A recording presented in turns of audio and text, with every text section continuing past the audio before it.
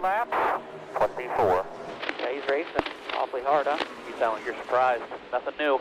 Well, I am surprised that he's racing that hard. Yeah, I think it's all things that we got to put in a memory bank, and when we get the opportunity to do the same thing to him, we remember that and don't cut him any slack. But for today, we got a race to win, so we'll let him go to the back or do a way around and get one of them back so he can be 23 down, and we'll go race for a win. Did a good job there, Win. I know we got eaten up there at the end, but you did a good job hanging in the whole time. I don't know. I'm trying to do the right thing by everyone. Yeah, you're in a tough spot. You are. I totally understand it. What's our situation now? How many more laps do I got to make up? So the 54 is 14 laps down. We're 24 laps down. The 52 is 13. The 51's 12. Some of those guys don't end up having enough tires to run the whole race, so we'll see where it gets. We're 36 right now. Every spot we can get from here is a point. The 37 and 47 have both gone to the garage with mechanical issues. We'll pass them pretty quickly. That'll get us a couple spots. We'll just keep nicking away at it. Hi, welcome to Spalsh Go. Nate Ryan here with Dustin Long of NBCSports.com. And Dustin, we're talking about Dover, and we just heard radio transmissions involving Joey Logano racing very hard while more than 20 laps down. He didn't make too many friends, namely Kyle Larson, Denny Hamlin. This is interesting because he's got a little bit of a history with Denny Hamlin. Granted, it was 6 years ago, but the 2013 season, they were not friends, and it seemed like Larson, who won the Dover race, was a little bit unhappy with Logano. Martinsville and Phoenix still ahead in the playoffs if Logano can get to that next round.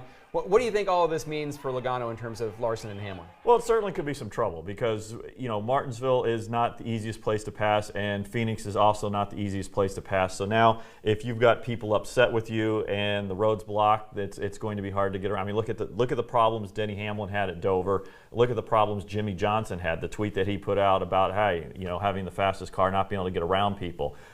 So with this package works at a lot of tracks. There's no doubt about it. But some of these other tracks, you know, Martinsville is tough, and Phoenix is tough, and so, you know, he's making it tougher on himself.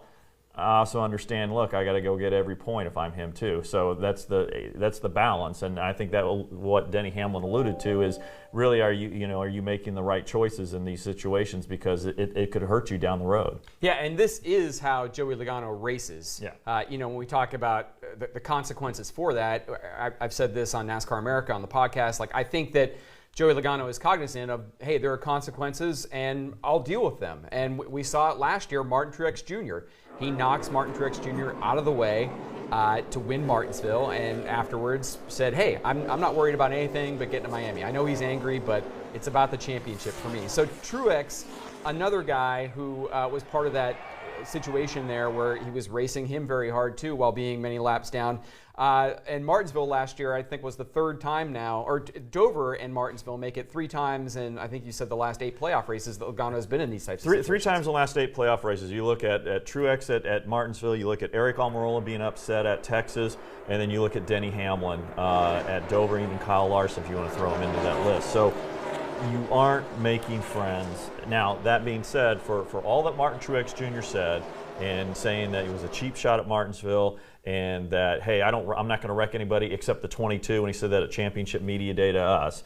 Bottom line is, Joey Logano won the championship, so all of that works. So even if Martin Truex Jr.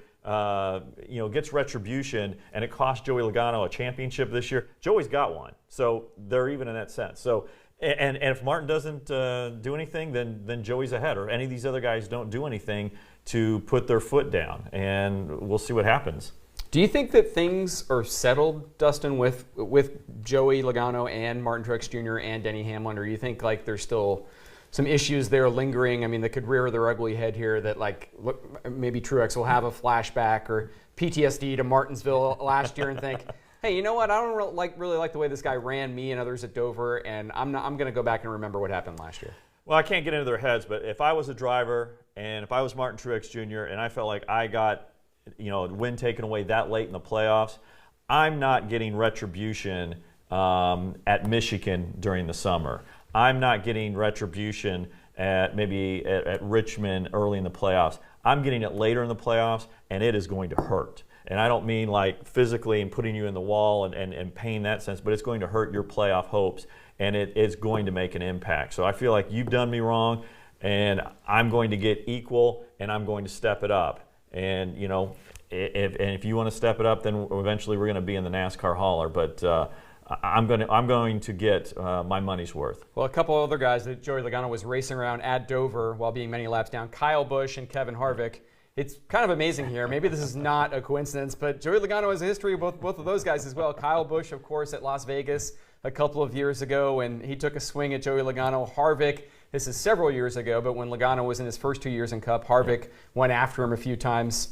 Any lingering thoughts on either of those drivers? Joey Logano's a champion. So whatever he has done and whoever he has upset, he is a champion. It has not held him back to this point. So you can't argue with what Joey Logano's done. If he's upset people, boo-hoo.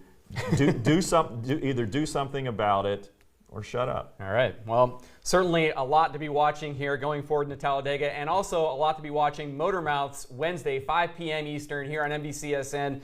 Kyle Busch, the aforementioned Kyle Busch, will be the guest on Motor Mouths. You can check out what he might have to say about Joey Logano and his championship chances. Thanks for watching Splash and Go.